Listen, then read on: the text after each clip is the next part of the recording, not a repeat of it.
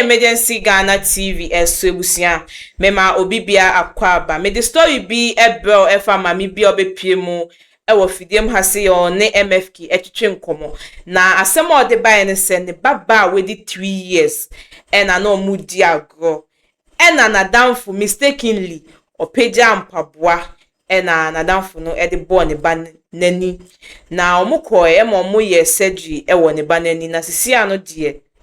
edu 1 week no sisia de na onhusu biom ya ye hwe mu no na kwande wi anani aye ne de na yawe hosem ena ma mi di bedan ye ewo fidiem ha se ye mmoa no na se bibi ena ebetimi aye afa akura ne nani a na nka ya ye e de aboa no hu ani pa ani etimi epia ba bontin sisia na ani nkosia na eni ho nti akura no ontimi enhu ade ewo nani baako na sisia no ma me ne se ono de osre se ye mmoa na nka akura ne nani ensanso enkan komu biom na akwa no entimi enfili free eni ntinene ye di update ebron se na asem sisia no akwakosi enti yensem ne yenko ne nkohwe video no emma channel so se subscribe na wa like na do comment so aba comment section ase yenko ne nkohwe eni no finally aba yankasa yeba little baby Lydia me friend baby Lydia ya ba baby Lydia ya de nyina ne maame ene de ni case eba bedan yense akra no wone ne namfofo wanya 3 years one nkra ni di agro ene obi eto mpaboa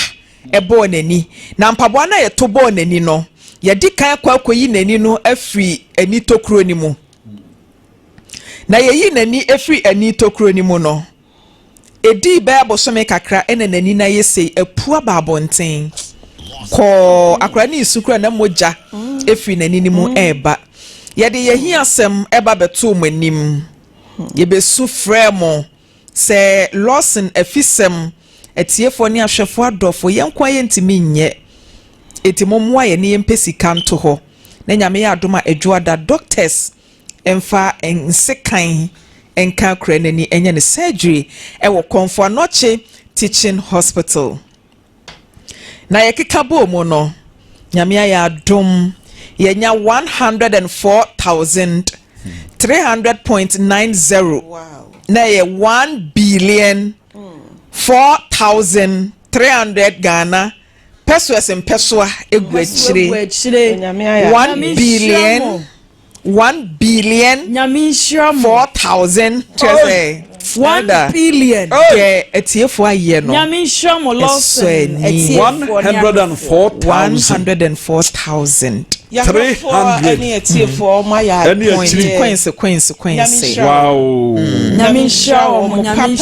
papa nyamishomo se amanfo ahya ase enya ho adansidie se enwanwa yes uhwa koda nani a untimi nti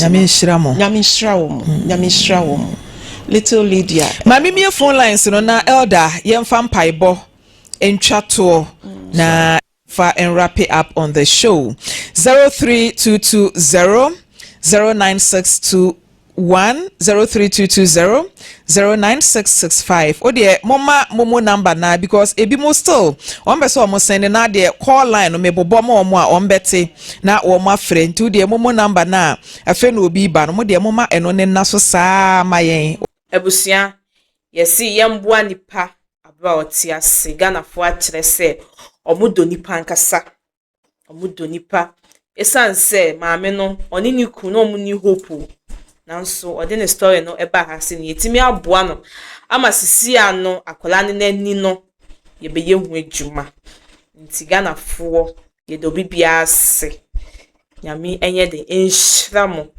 na mami ya se mo de ba ha de na yawe husem hu de wi ana akola no eble busia de wi ana akola no nani aje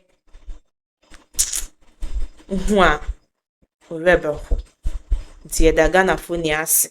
so mo etimi aboa masisi ano akola no nani no ye be ye hu adwuma na anyway die nyama ye be ye wo ho no die busia because anyway pa the way anyway akola 3 years so she say